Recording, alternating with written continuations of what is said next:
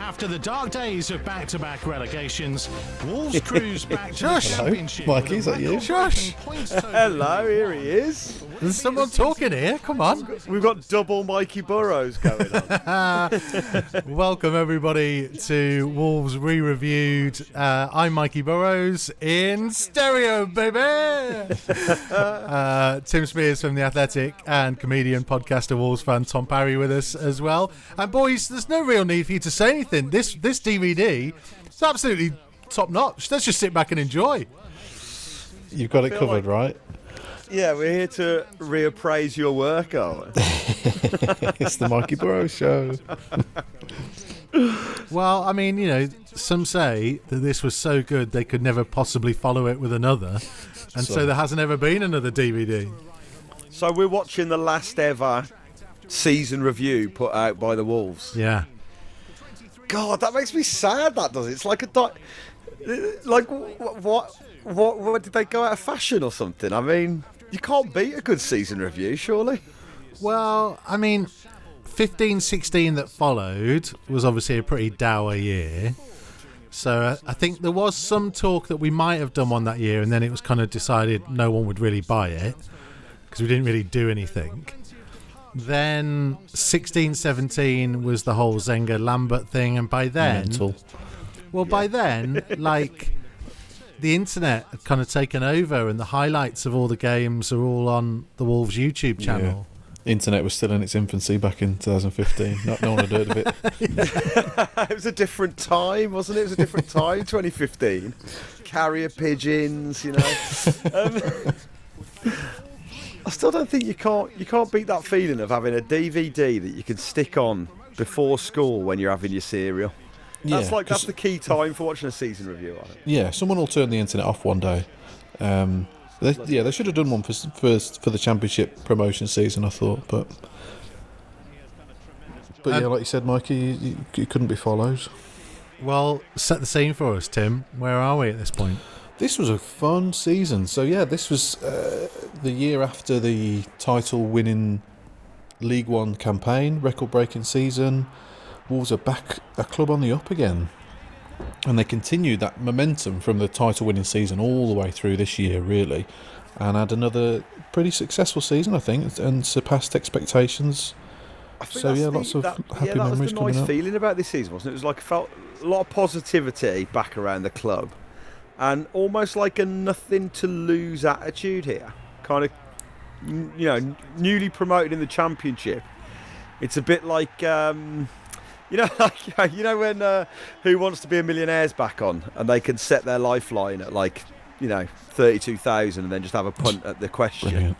It feels a bit like that. It feels like, here we go, let's just have a punt at the Championship, and if I remember rightly, we had a really good go at it as well, didn't we? I've never heard it described that way, but you've absolutely nailed it somehow. Well, it's like it's a weird one, this, because when we did Big Match Revisited the other week, and we did the Leeds game that we'll see later on in the second part of this, like Chris Alamona was kind of insistent that this squad should have been expected to do more. I don't remember, you boys might think differently, I don't remember expecting this team to be up there challenging. No, definitely not. I remember being really surprised at the start of the season when I think we're in the top six for certainly for a few weeks to start with. I remember chatting to my mate towards the end of this season, and we both kind of said promotion might be too soon, which is a weird thing to say, but when it was sort of the possibility that we might end up in the Premier League at the end of this season, I think the general feeling was not ready for that yet. So yeah, they definitely surpassed expectations. So Yeah, I mean, did we beat Norwich there? We beat on the first game of the season. Had Norwich just come down? yeah. They had. Yeah. So the incredibly handsome voiceover guy was saying that I think all 3 relegated teams were like in the first 5 or 6 games or something. Yeah, I kind of just tune out to his voice, one of those voices that you just stop listening to. Just became background very quickly, actually.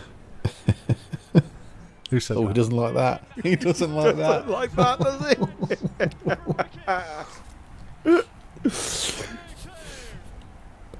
he? Mikey, are you... Hello. Try and get back into your good books now. Are you club commentator at this point? Yes, well, kind of. So, free radio that me and Tomo used to do the commentary on of what was Beacon had just stopped doing every game. And so that Norwich game I did with Chris Owellamo just for the club. And then they had a very short-lived period where BBC WM were doing the commentaries for the club. Right.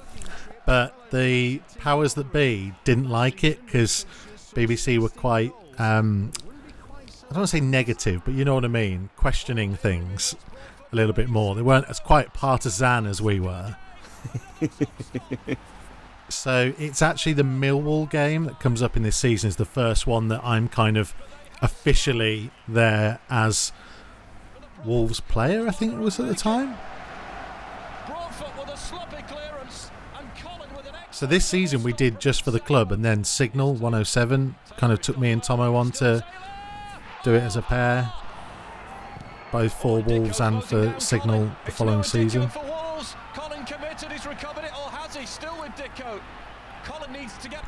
This game's got everything, hasn't it, so far? It's like a game of FIFA. It looks like, it's like some absolutely mental football being played in this game. I remember being at, I think it was at V Festival this weekend. Oh, here we go. Getting, I'm being really disappointed that we lost. Who was headlining? Oh, God, now you're asking. Probably the Killers. I mean, they headlined every year, didn't they? It's normally the Killers. No, God, I don't remember. Great question. Oh, I remember that. I think that might have been Spiers that was trying to clear it. Or Dave Edwards. Oh, it was the Killers. Yeah, just looked it up. Of course it was. Yeah, it was the Killers. Always the Killers. And Justin Timberlake. Oh, dear. So we should talk about the stripper as is custom, really. Yeah, not a fan, I got to say. Oh, It's a bold design, one that definitely doesn't work when you've got orange shorts on, does it? Like the, I think it holds together all right with the black shorts on, but this looks really odd. I don't know.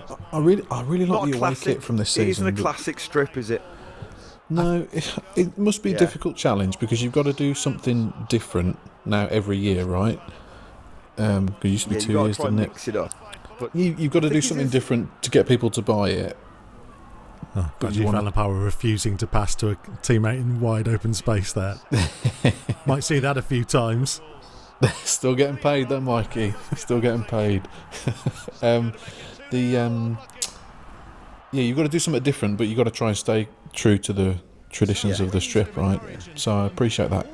does it feel? It feels. Is it the first time we've ever had an all black shirt sleeve? I think it might be the only time.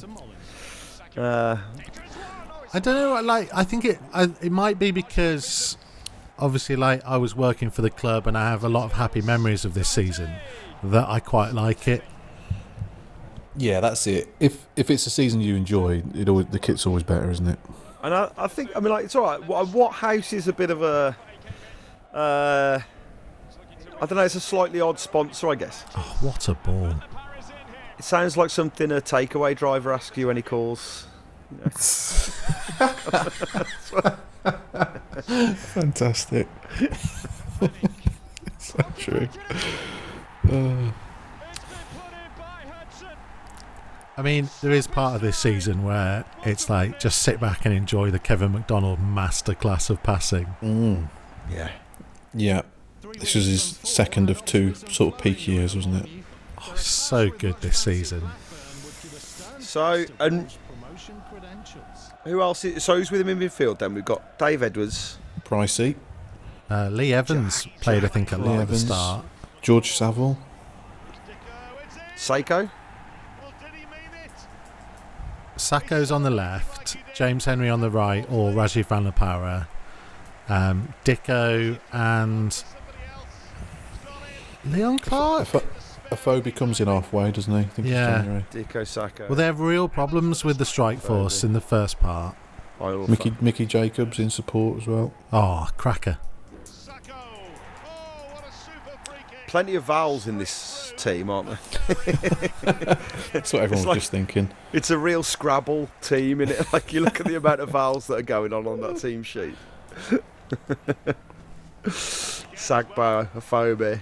Sagbo. Oh, Matt Doherty getting his kind of first real all-time run, I guess, because Sam Ricketts had been there the year before. I think Sam played a lot more centre-half this season, if he played. Stearman was the main one. I think Stearman's player of the season, isn't he, for this one? Is Danny Bart in there? Yeah, Yes, Danny was wearing the captain's armband there, because I think Sam Ricketts plays a lot less now. Scott Goldborn left back. That should wrap things up, shouldn't it? 3-1 to Wolves.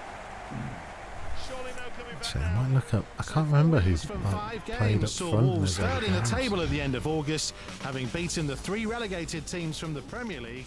Great. Oh, so he kind of just played Dicko up top a lot of the time. Yeah, was it more of like a 4-5-1 with Van der Parra and Sako either side? Yeah. And then Edwards, McDonald and Evans in midfield. So I think Jack Price is out on loan. September began with a trip to the Was he? seaside, but with Bakary Sako rested out There's that kit. Yeah, I like that away kit. Very smart collar. It's supposed to be all white, isn't it? Mikey, you'll remember. But they must be wearing black shorts here because of the clash with Blackpool. Yeah. Of course, yeah. Parra. We've seen this before. And Spiers, are you at the Express and Star this season? No, this is my last season as a supporter. Oh, really? Yeah, the That's fact when cool. Well, you were when I working at the paper, weren't you? I was working at the paper, yeah, but on news. Oh no. They did a little they did a little video when I moved to sport, and there was one shot of me sat in an empty Upper Steve Bull stand, and then the next shot is me in the press box, and there's some cheesy voiceover. It says like, "And I've gone from the stand to the press box." It's like, oh god, absolutely shocking.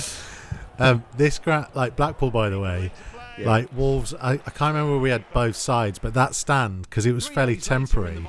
Like the press box was right dead in the middle, and it just like moved the entire time. Like the whole thing just felt like it was going to fall over at any point. Wolves asking further questions here. And it needed to be tipped away well by Henderson. Yeah, it was a very likeable team. This was obviously because of what they'd done the year before, right, winning the league. Yeah. But it was full of very likeable players. Jacket, very likeable manager. You know, you wanted them to do well. Hard-working Really good youngsters. manager, yeah, that's it. I think it's it's again. I think that's the thing with the Wolves. I'm sure it's the same with any football club, but it's like when you start to see big egos arriving or big high-paid individuals who stand out. It's always a bit of a warning sign, isn't it? But you know, like you look at our current squad as well, and it's all about team mentality. And this team just felt like a unit, didn't it? You know, they're really working hard for each other. Like like you said, like young and hungry, and that's all you want, really. You know. Time for a winner, perhaps. Sako back in. Not a bad try, but always rising in the end. After 2 stalemates on their travels, Wolves were hoping to get a back jacket. to winning ways in the Battle of the Wanderers. Again, like comes across as just a really decent footballing man. Is he a nice bloke? Oh, he's Yeah, just. I mean, he'll never be your mate. Like you can't chat to him. Oh god, I remember when the first time I met him, right, at the start of the next season. It was start of pre-season, and my first interview with him, and I walked into the room, and in he came, and you want a bit of small talk, right, to break the ice, introduce yourself. Hello, I'm Tim, the new Wolves reporter, etc. And I said to him, "Hi Kenny, how was your summer?"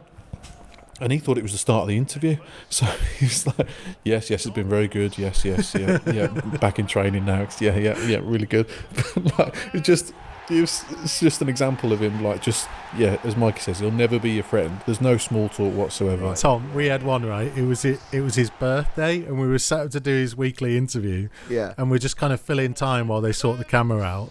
I was like, happy birthday, Ken. He went, what? I went, happy birthday. He went, whose birthday? Your birthday. Oh, yeah. And, did you get anything nice? He went, yes, thanks, yep. Oh, great. Man, a few words. Oh, this is a great game, by the way. I think, was this on telly? I think this might have been on telly. Yeah, I remember watching Forwards this. cross is a good one, and it's powered home. A first Reading goal. We once did an interview with Kenny, right? Where we did the entire interview. It was about 6-7 minutes, and Kenny like messed up on his final answer. And I was like, oh, don't worry about it, Ken. Like, we'll just edit that. It'll be fine. He went, no. He went, can we do it all again?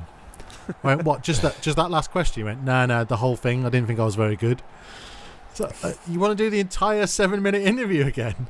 He was like, yeah. I was like, well, I mean, I don't write the questions down. It was on the conversation. So he was like, well, you should start writing them down, Mikey. So from that point on, I had to give him a list every week of what I was going to ask him. And he'd literally look at it 20 seconds before we did the interview and just go, yep, that's all right. Well, he took what he said in interviews very seriously, didn't he? I think someone said after matches he would sort of make some notes before he'd come out and do his post-match interviews, so he sort of half memorised what he wanted to say. He knew what he wanted to say to the point where it didn't matter what you asked him, he was going to say the 3 points that he wanted to say. So you'd go, oh, James Henry's had a great game today, Kenny, and he'd go, yeah, Bakary Sako played really well, I thought. And Well, he's got a chance to make amends here, tearing forward Nick Lamb going to ground under the attention of Danny Bart. Glenn Murray! I like in the graphic here with the goal scorer's name and minute. Thanks, mate. It's very fair. Nothing to do with you. September ended with Wolves still very much in the promotion shake-up, though unbeaten in that's a good start. It's a very good start. How does it work, Mikey? Do they do you watch the raw video and then write your own scripts to go on top of that? So they sent me a script and the raw video, and then I kind of watch it and edit it to what I might say or what I think sounded right. Change it to the classic Mikey Burrows style. Yeah. Cliche laden. Is this Connor Cody's goal? Yeah. It must be. Have you seen this, Parry? I think so. I think he's playing in midfield, isn't he, for Huddersfield? Yeah. Cody's playing for Huddersfield, is it? Great physical battle going on, and it's fired across, and Huddersfield take the lead. Beautifully taken by Bunn. Like handball, but Scannell is in, and it's 2-0. Always bloody Huddersfield score against us. Henry. Dicko. Attentions of Hudson. Dicko goes on. Oh, so good, Nouha Dicko. Yeah, I was going to say Dicko was quality, wasn't he? Such a shame that he got that bad injury in the following year. No, here we go. This is Cody. Oh, it's Look at that. The man hasn't had a shot in about 3 years, but that's what he can do. Ridiculous. The shape on that. 3-0 Huddersfield. It could be 3-1 here with Sako. And it is. I remember thinking when we signed Cody that we'd be expecting more of that, seeing as that's all we knew about him, really. And then I think the only goal he scored is a half-assed diving header against Crawley in the Carabao Cup. And then the penalty against Bolton. From that first home defeat of the campaign, with Tommy Rowe making his full debut. Tommy Rowe. Oh, he's a lovely guy, Tommy Rowe. A lot of time for him. Where is he now? He went to Doncaster. I don't know whether he's still there. He did a lot of commentaries with me this year because he struggled with injury. So he'd come up and do co-coms. Because we didn't have a budget, so we couldn't have a pundit. And Tomo was still technically working for free radio at the time. So like Aaron McCary, Tommy Rowe, a few others like would randomly come up and do commentary with me. Leaves it. Full here for Sako. Brilliant. Wonderful placement. 2-2. And so, Spiers, you said you're still a fan at this point. You're not back row of the family enclosure, are you? No. Steve Bullupper. Nearer nearer the south bank end. Yeah, good view. Robert Plant sits nearby. That's right. And Because that's like certainly like promotion season a couple of years ago. It was like the only place that you could still get tickets. You know, it was Steve Bullupper in the corner, so I was up there quite a bit. So yeah, what are you doing this season then? I go to the temporary stand when I'm back up in Wolver. As in 14-15. Oh, I'm in London. Okay. Yeah, so I'm trying. I only got back for a couple of games, I think tops. So right, this is the first game that I'm like officially working for the club. That's 64 minutes, and I declared that as 3-0 game over. Oh no! Oh my! Your God. first commentator's kiss of death. Oh, I'd had plenty before then, don't you worry. I'd been a commentator for a long time before that. But then this happened.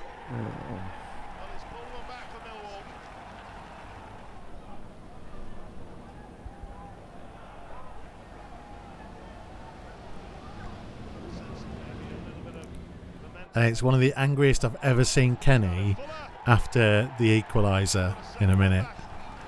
Because Wolves were trying to make a sub, and the referee allowed a throw-in to be taken while Spiers, look at him there running. Spiers is trying to get in position, and look who scores. Kenny was fuming. Who were they trying to bring on? Do you remember? Spiers. Oh, what? He'd actually come on? Yeah. Oh, I thought you meant Spiers was coming off. So they were putting Spiers on to try and shore it up at 3-2. That is ridiculous. And he's sprinting to get there to mark the guy who scores, and because Kenny was like they should have allowed him to get in place before they took the throw. Having scored 3 and then conceded 3 in Millwall, Wolves could move 3 points from the top of the table with a win over in-form Middlesbrough. Middlesbrough are always a bit of a bogey team. Well, yeah, especially away. Didn't win there for about 60 years.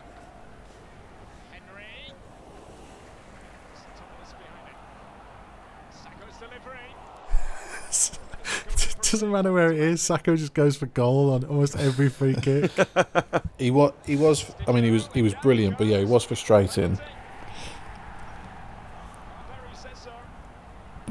The thing that I always liked, wow, It's great. the thing that I liked about Sako is that he stuck with the club in League One. Yes. When he was too good for the Championship, let alone for League One. But to stay 3 years. But like he in the first season he wasn't very good defensively, and it's he gave away a few penalties, didn't he? I seem to remember. Yeah. Whereas this season, this is his peak, where like he was tracking back so much. Like the amount of times you used to see him down in this bottom corner go and just barge someone off the ball and then run 40 yards with it. Yeah.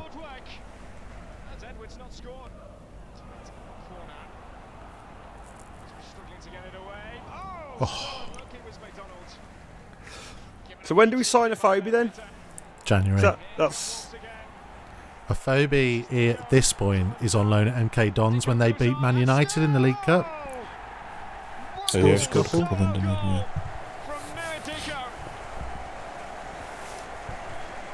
always a wounder when the knee slide goes wrong. Always a wounder. Great goal that is. Well, that for a finish.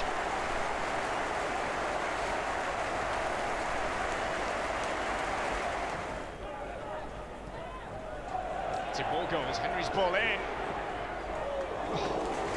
Somewhere nearly a third.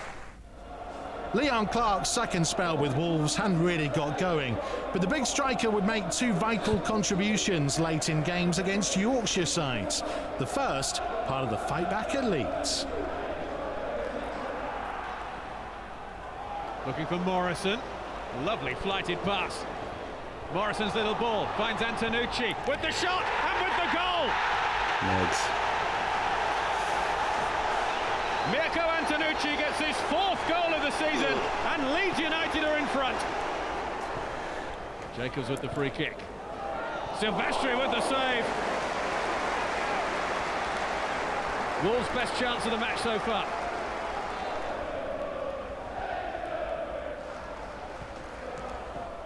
Oh, it might drop here for Henry.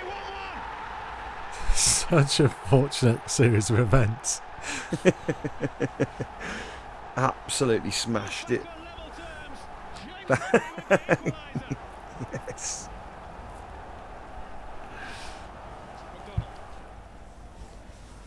Henry swings it in again. Silvestri came for it, couldn't get there. What a chance for Wolves on the far post. Like, these highlights don't show it, that like they really weren't in the game for so long of this match, and then just that one goal they got back just suddenly.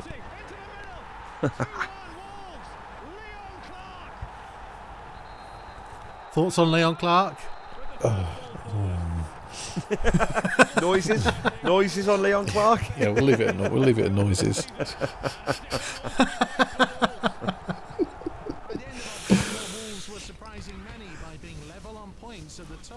Oh God, you may as well just go and make a cup of tea now, because this November is going to be no fun. November, yeah, of course.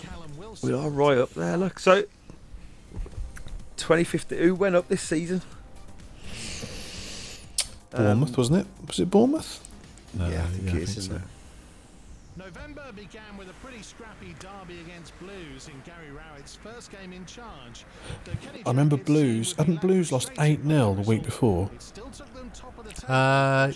This was Rowett's first game. Yeah. And everyone's expecting us to tank them. Yeah, because this was a lunchtime kickoff, so technically Wolves went into the top 2, I think, from this result.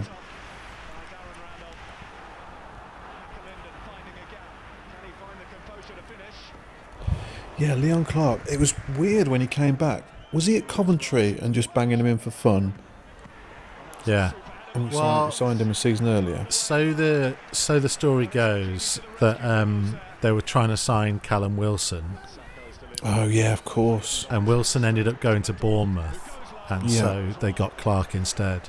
Oh, Yeah, how did that work out?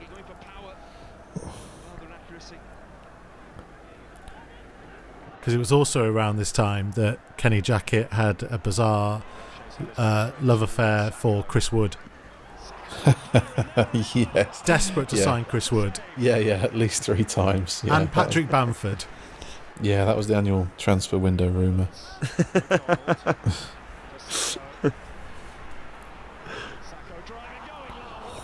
Yeah, Clark kind of never recovered after shushing the South Bank. Do you remember that one?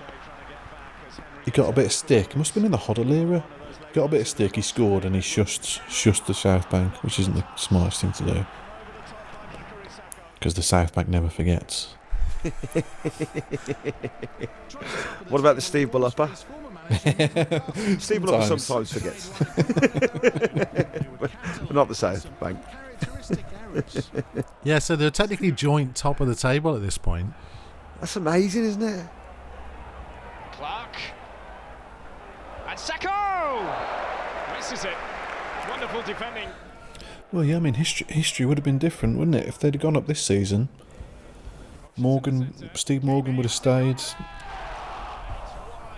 God knows how much money they would have spent if he'd have turned the taps on again. I don't know. Has that ever happened? A double relegation followed by a double promotion? Surely that would be the first. Is this Mick McCarthy's Ipswich? Yeah. Picking out Henry on the touchline. Providing a cross, and it might go all the way. Ah. Great start to the second half for Wolves. I think he still claims that he meant that. Yes. He meant it. The goalkeeper as well. We're all square. Sako has one for Clark to get on the end of here. Clark! So unlucky. Such a difficult chance.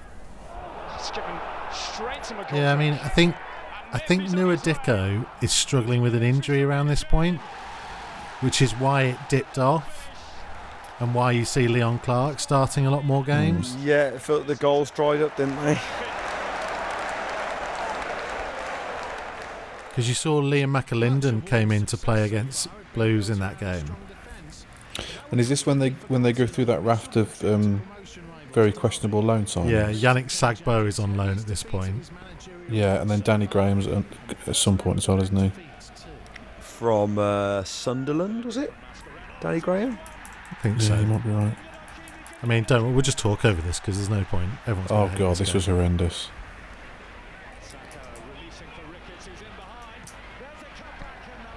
Yeah, this was the annual shellacking at Derby.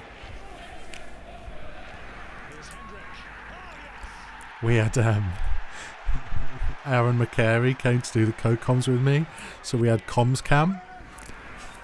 It's the first time we'd ever tried it, and I don't think that footage has ever seen the light of day because it's just Aaron McCary getting more and more angry.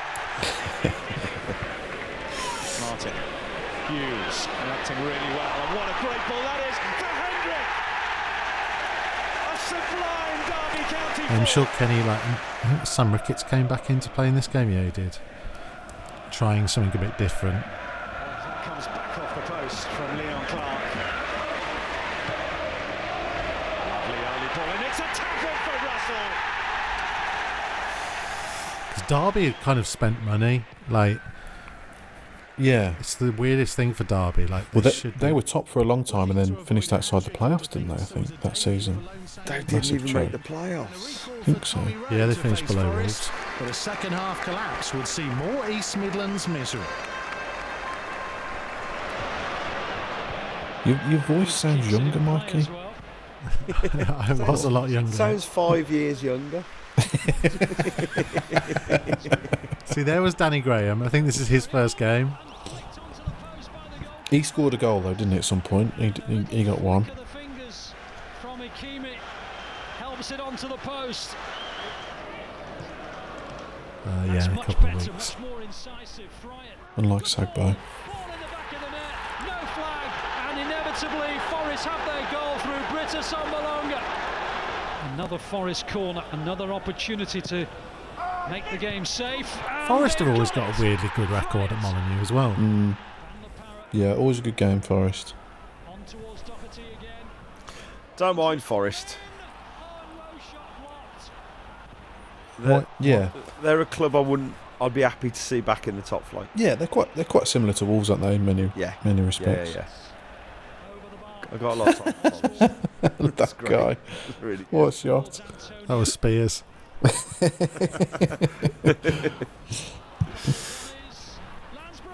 Oh man. Couple of horrible results, bloody hell. Really lovely goal. To mark Bakary Sako's 100th appearance for Wolves, the Mali international... Oh no, this was bad as well, wasn't it? Yeah, I thought Kenny was going to get the boot on this. Really? Well, because, obviously you have to walk across the pitch after the game. Yeah. And, Oh yeah. And I actually remember that, to be fair, there was a few Wolves fans trying to applaud him and a few others obviously giving him stick, and he just did not turn his head just straight into that corner. Well, he did exactly the same a season later as well, Mikey. Do you remember? Yeah, that was After a 3-0 defeat. it was the annual November thumping at Brentford. That's horrible for a manager though, to run the gauntlet, having to walk in front of the fans. Oh, he's done brilliantly there, and Edwards. I mean, the one the season after, that is the Van La Parra Insta thing, isn't it? Yes, it is, isn't it? Of course. Yeah, we'd done it the day before, hadn't he? Dallas. 2-0. I mean, because obviously you two are fans at this point, whereas I'm working for the club. Was he ever that popular? I don't know whether he was or not. Van La Parra. Kenny? Van La Parra. No, I don't think. there was a feeling he never really did himself justice, perhaps. That's how I feel. November He- was clearly a he- month he never really delivered, did he? He was in the shadow of others as well, wasn't he? God, look at that drop, down to 12th. It's brutal, the Championship, though, isn't it? Yeah, That's the whole. totally. It's what makes it such an amazing league. It's like in 2 or 3 weeks, and it just all changes. December began with a resilient performance against high-flying Bournemouth. The referee Mike Jones. Oh, ensured no. he wouldn't be on any Wolves Oh, I remember this one. Blimey. What was the ref's name? Mike Jones. Mike Jones. Oh, God. This is when Steve Morgan's on the pitch, isn't it, at the end? Yeah, came down to remonstrate. Enjoy this, Tom.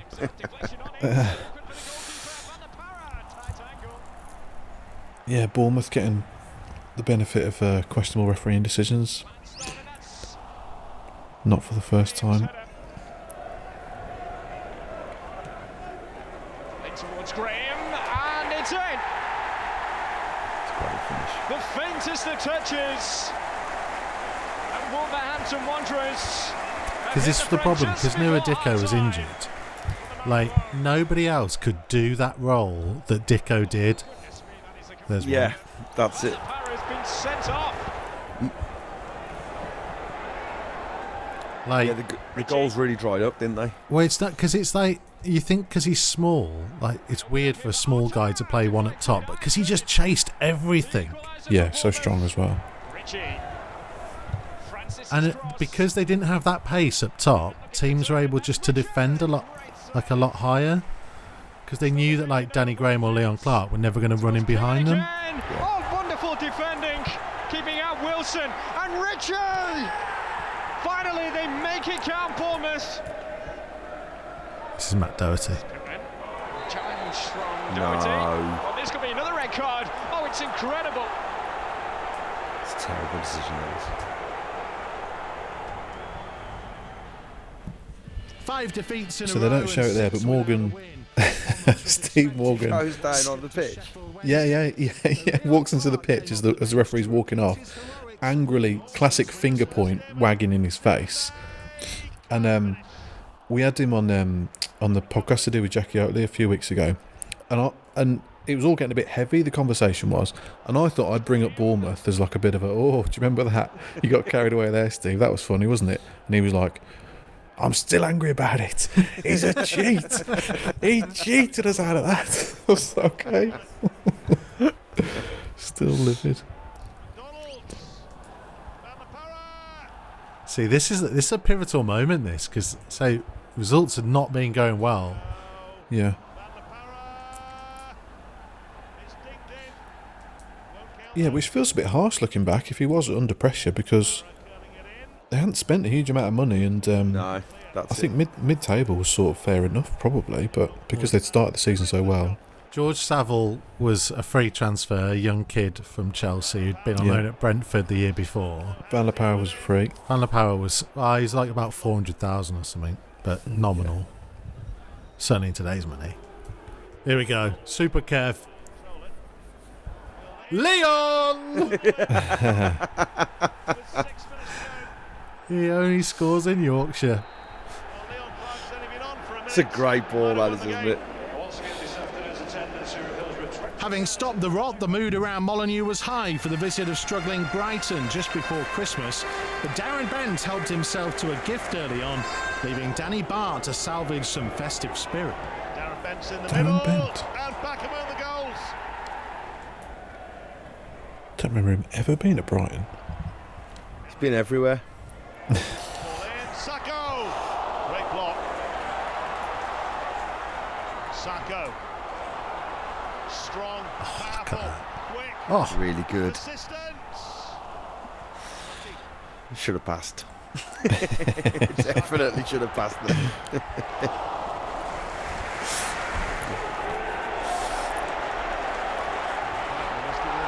Oh, That is a strong challenge. You can't argue with that. Saka with a free kick. Yorfa finds Van La Parra.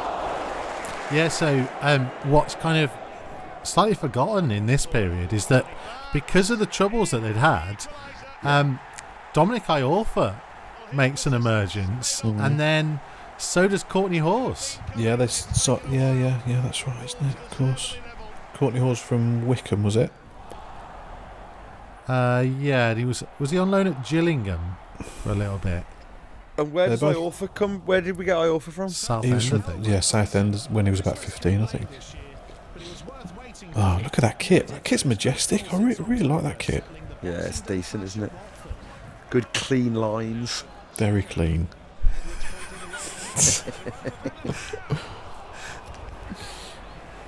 I didn't know you two were so fashion conscious.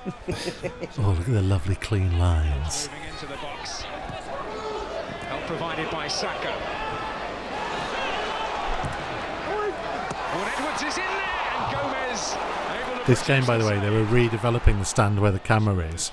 Yeah. So the press box was in the very far corner of the other stand. So, like, my view was looking across all the Wolves fans behind the goal. My mate Josh from the club that Tim will know was sat right on the edge of it, and it was horrendous rain and snow all game. He just got absolutely drenched. Dicko will take the chance, surely. Well, he hasn't. And Lepara again. A little change of pace. And Dicko is there, and this time Yes. he makes no mistake. Well, he let a big chance pass him by in the first half, but he has certainly made the most of that. And Wolves deservedly in front. Good the order. It is funny, that feeling of going promotion, like promotion being too soon. It's weird, isn't it? But it's Yeah, like, 'cause- I know, yeah. like It kind of goes against your natural urges, doesn't it? People Yeah. said it last year though, when they're like, "Oh, Europe is too soon." Like, why? No, do it now. Sleepless nights during their slump.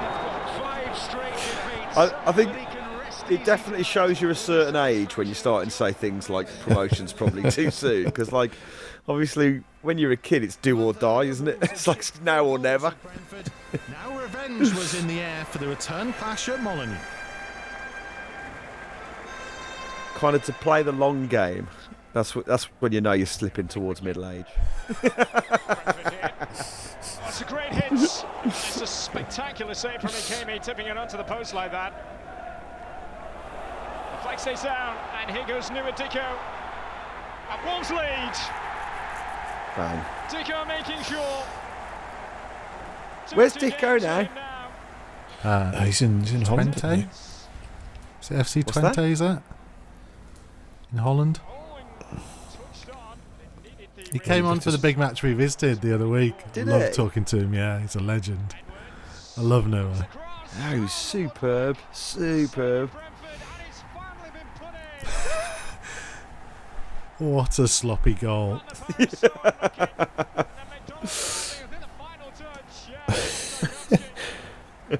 2-0 Wolves.